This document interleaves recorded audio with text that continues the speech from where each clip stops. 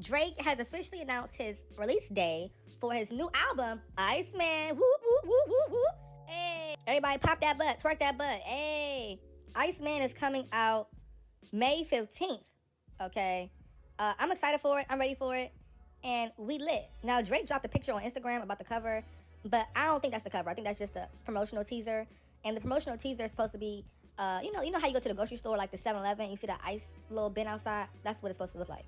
Now, when I seen the cover, I was like, okay, Drake, you really are coming. May 15th, we actually have a date that's crazy. And as you all know, people had to get the date through the ice block. Okay, but no shade, like the ice block, it was taking too long. Somebody had to go and break it and then find it. You know what I'm saying? But I don't know how nobody got hurt. This was definitely a hazard. This was definitely a hazard to do. You know what I'm saying? Like somebody would have got up there and bust their ass.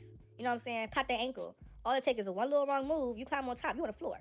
Begging for help. Calling for your mother. But do you all feel like Drake's album is going to sell over 500,000 units? I'm seeing some fans say Drake is going to do 1 million first week, 700K first week. I don't know about all that. Maybe 400K because the rollout is very good, but 1 million, he is not Taylor Swift. But you never know. You never know. He may take some of Taylor's tactics. Taylor Swift only gets that much because she uses different tactics and she uses different strategic, calculated things to do. So maybe Drake may take a page out of Taylor's book and do 1 million plus first week. But I hope that Drake's quality of music matches the hype of the album. You know, a lot of people be doing this crazy rollouts, but the actual album be trash. And it's just like, no, I hate that. Okay. But I guess Drake finally turned in the album. It's finally coming. It's finally here. And Drake is finally going to be done terrorizing Toronto. You know, you're blowing stuff up. You freezing the city. Baby, you're going to have to stop. Toronto, y'all have been going through it. Okay. But everybody's wondering, why isn't Drake coming to the United States to do some of these challenges? Well, because y'all hate him. Y'all treated him so badly. Yeah. Because y'all so fickle. Y'all so daggone, y'all so two-faced. Y'all, one day I love Drake, next day Kendrick Lamar disses Drake, you hate Drake. Come on now. Toronto ain't never switch up. Did they? They did. But still, it's his hometown. It has been revealed that JT is featured on a remix of Zara Larsson's song called Pretty Ugly for the Girls Trip Midnight Sun Deluxe album. All the Cardi B fans and some of the barbs are saying that's because JT is pretty ugly, so that's why she's on that remix, okay? Because you're ugly hoe. Y'all are so mean. JT is not ugly. JT is pretty, she's cute, and her body T. Okay, she's T. I mean, why do y'all have to do that? Y'all always call her short torso, shrink torso. You know, y'all say she got a small torso and a long legs. Okay, and what about it? Her butt big and her face pretty. Okay, I feel like everybody got a feature on them that's not really, you know, the best or, you know, in their opinion, the cutest. So leave her alone. And no shade, some of y'all be online talking like y'all mothers look good. Y'all mothers look crazy. If you were to put your mother on the screen right now, you would be somewhere crying. Stop talking about people like that. Y'all gotta stop being so mean. Like, y'all be having all this negative mouth about people and y'all mothers look crazy. JT is not ugly. She's a gorgeous chocolate woman. And let's stop this backlash. And Zara, you low-key messy for putting her on that song, too. Yeah, you need some lashings, girl. Pretty ugly? And you gonna pick me as a feature out of all the people? I would've been mad. I would've been irritated. Speaking of ugly, social media users are online discussing SZA. They said before SZA got all that surgery, she was an ugly woman. They said, God bless cosmetic surgeons. Because SZA, you look very different back in the day. Was she ugly? No. She looked regular. But I feel like, honestly, you know, people always say, you're not ugly, you just broke. But SZA low-key did get a lot of work done. She got a lot of work done to the point where this gives, it could be her mother. Like, that looks like SZA, you know, if that was her mom. But, you know, when she was younger, she looked much older. Now she looks a little bit more younger after her work. But, you know, insecurity is a thing, y'all. If you're insecure, you hate yourself, you hate how you look, you're going to spend every dollar, every dime on trying to change it. Especially if you have the money to. Girl, she going to hop in that surgery table so fast and get that work done. She's going to get the lipo and get the, you know, the face realignment, you know, the plastic surgery, all that BS. But honestly, did SZA need it? Did she need it? No. Was it a personal choice that benefited her in a good way? Yes, I think so. You know, she kind of wanted to be more attractive, and it did. It made her more attractive, and that was the goal, right? So it worked. But did she need it? No, she didn't need it. But I'm just not in the business of calling black women ugly, especially at their natural state. That's just not what I want to do. I don't want to do that. That doesn't feel good to me, okay? That's just not it. Oh, that was your girl? I thought I recognized her. Yeah, I thought I recognized her too. Because Doja Cat's Ma Vie tour is estimated to gross over $80 million in ticket sales. Oh, but I thought Cardi B was number 2, okay? When whole time, it's actually Doja Cat. They said it will become the second highest grossing tour in female rap history behind Nicki Minaj's Pink Friday 2 and dethroning Cardi B's Little Miss Drama. Oh, but I thought Cardi B was second place. Stop. Like, that's crazy. Like, Doja Cat's fan base is so strong that even if she drops a flop album, her tour still makes more than a woman who album got number 1 on the charts. Okay? Doja Cat's V didn't go number 1. Didn't even go top 3, I don't think. And the tour attached to it still outgrows Cardi B. That's how you know that Doja Cat has more talent. You know what I'm saying? That's how you know Doja Cat has more talent. And also, Doja Cat, in my opinion, I don't know if she did more shows, but she also has more shows to go. So she's going to make way more than $80 million, okay? So we're going to see what C. Congrats to Doja Cat. Clap, clap, clap. If you don't clap, you're going to get slapped in your face. Lotto, it's time to say thank you, Nicki. So social media is discussing recently about the rebrand of Lotto. They said before Lotto's current rebrand, Lotto was given Faith Evans. Lotto was given 35 years old. Lotto was given Trisha Paytas. Lotto was given like just older woman. Not really old. I wouldn't say old, but she was giving older. But low key, I feel like, let's be real, y'all. Let's be real. And some of y'all may take offense to this, and I hope you don't, but it's just me being real. But sometimes mixed women can kind of look older and naturally, and sometimes they can kind of give George Washington in the face. You know, like sometimes mixed women have that George Washington look. And that's not shade, it's not me being mean, but like, they just kind of look a little bit older, just by default, you know? And it's not their fault, it's just nature's fault, right? So they kind of had that George Washington face. And I feel like when you don't know how to, like, do makeup right or customize your face right, you're gonna look older, you know what I'm saying? But everybody is trying to give Nicki Minaj credit for Lotto's rebrand because they're saying, wait. That was Nicki Minaj. Nicki Minaj told you look older. And low-key, ever since Nicki Minaj said that, Lotto has been doing better with her makeup and, you know, getting looks that match her face and complement her aura, complement her vibe. Because no shade, but like, that heavy makeup is not for everybody. And no shade, low-key, but y'all might take offense to this too. But I feel like when pretty girls get heavy makeup, they give drag queen. Every time I see a pretty girl with makeup on, like heavy makeup on, heavy makeup on, and she's naturally pretty, it gives drag queen. It's given she finna do a contest on RuPaul.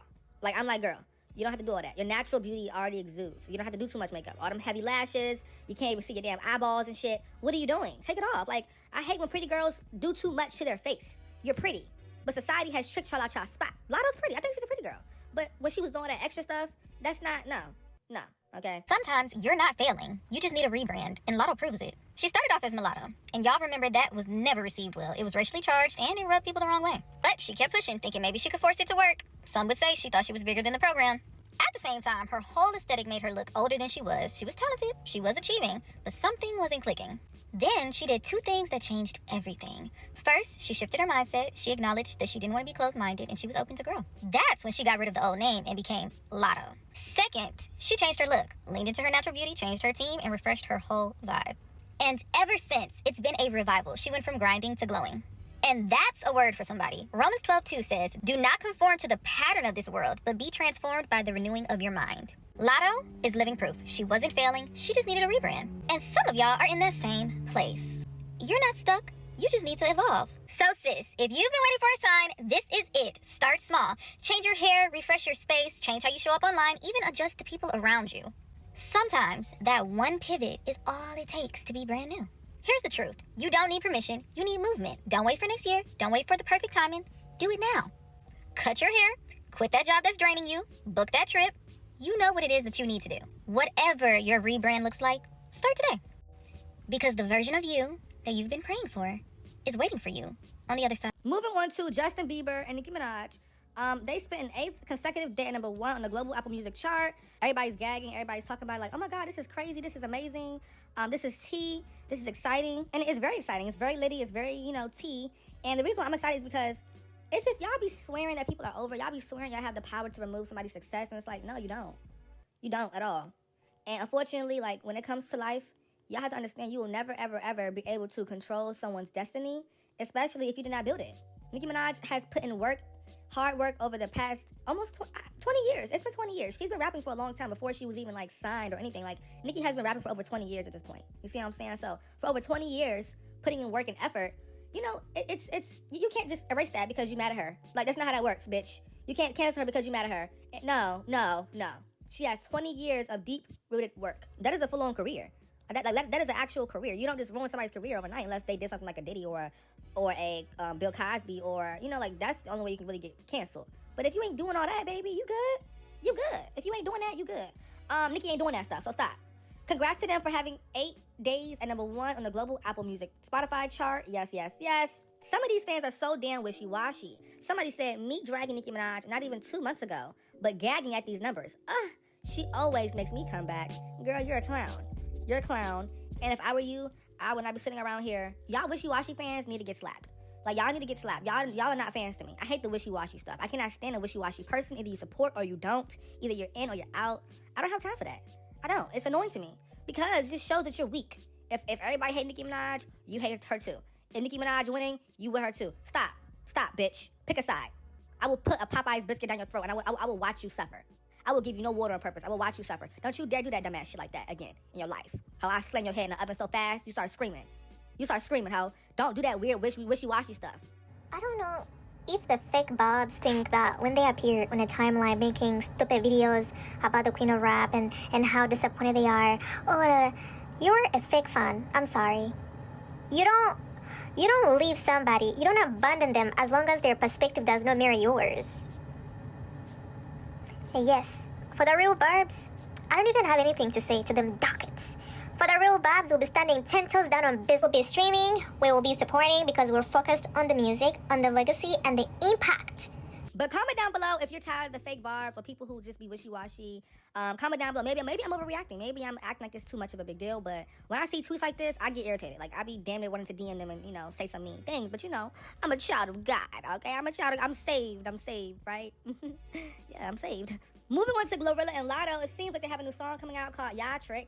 And on the song, we have Glorilla. She's mentioning everybody talking about her pregnancy rumors, how her face is ugly. People are talking about how she always copy Megan Thee Stallion. Like, Glorilla is mentioning all that stuff on the song. I'm not going to post a snippet because it's going to be out one day and, copyright, so I ain't risking that. But Glorilla and Lotto have a song called Ya Trick. And I'm here for it. But I feel like low-key it kind of gives diss track to Megan Thee Stallion. It does give diss track to Megan because in the diss track of the song, it said, oh, Glorilla always want to copy somebody else's outfit. Basically, it was like, she was mentioning all the rumors about herself, right? And I get it, but that was definitely Megan shade, for sure. So, Megan, get up. Glorilla, she throwing shots at you.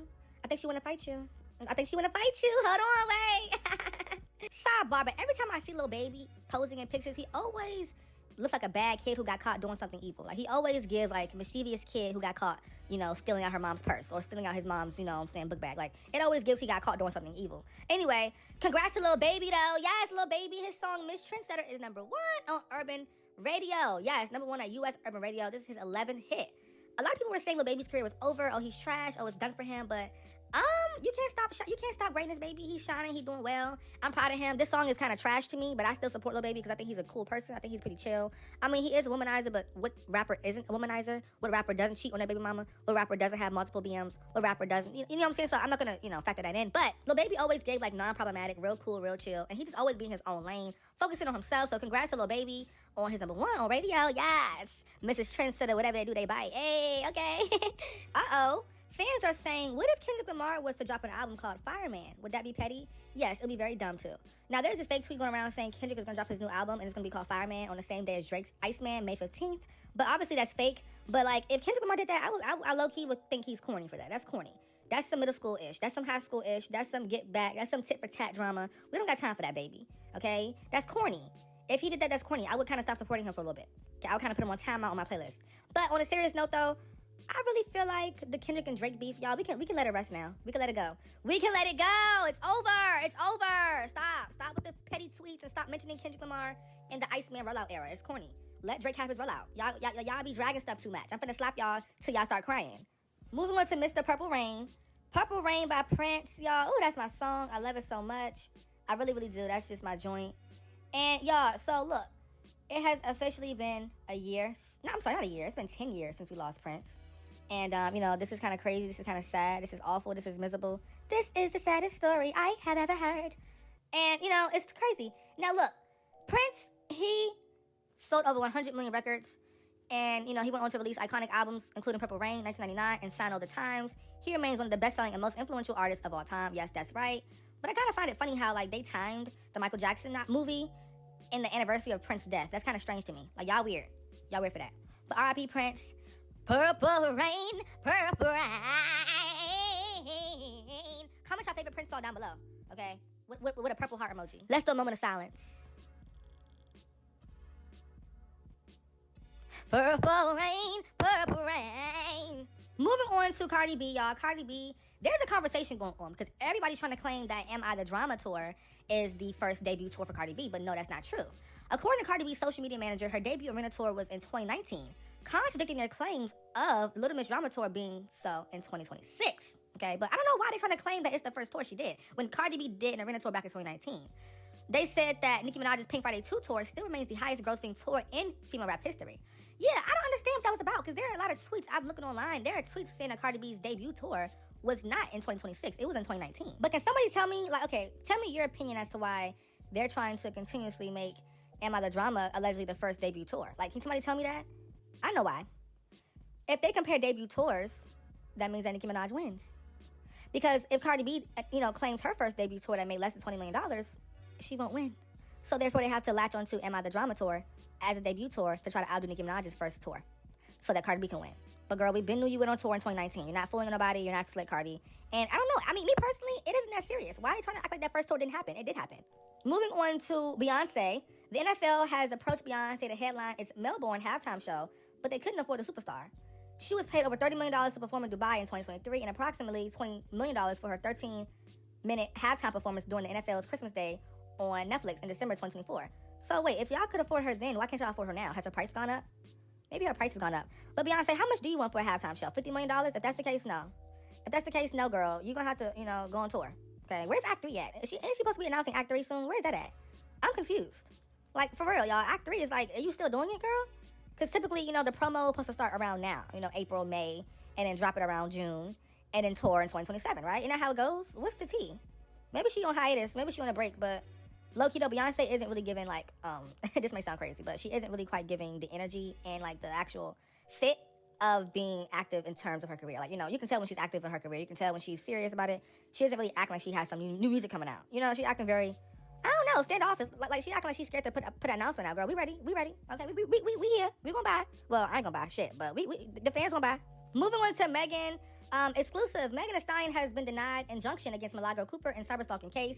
The judge said you will not get the amount you want. You will not get that defamation charge. You will not stop her from speaking, but you will look stupid by the end of this. This is crazy, child. I kind of feel bad for Megan because she thought she was going to have a one-up. She thought she was going to have a Tasha K, Cardi B moment, but no, girl. It's giving Judge Judy. It's giving divorce court, girl. You thought you was going to have a whole grand old case. No, girl. It's giving Judge Mathis. It's giving entertainment, girl. You thought she was going to win that. No, boo. No.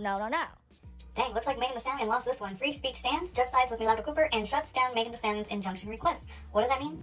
The court denied Megan Thee Stallion's motion for a permanent injunction against cyberstalking, meaning Milagro cannot be legally silenced or restricted from speaking on Megan or any matters of public concern going forward. The judge cited First Amendment protections as a key factor, ruling that Megan's request amounted to an unconstitutional prior restraint on speech. The court also found that Megan's claims about future harm were too speculative, that Milagro's recent post did not meet the legal definition of cyberstalking, and that the requested restrictions were way too broad to hold up legally. Now, Megan previously won damages at trial, but the judge made clear that a financial reward does not give someone the right to control another person's speech. The court drew a hard line between compensation and censorship.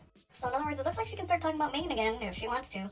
Just don't start with the whole thing that's going to get you sued for defamation again. But other than that, she's free to speak on Megan.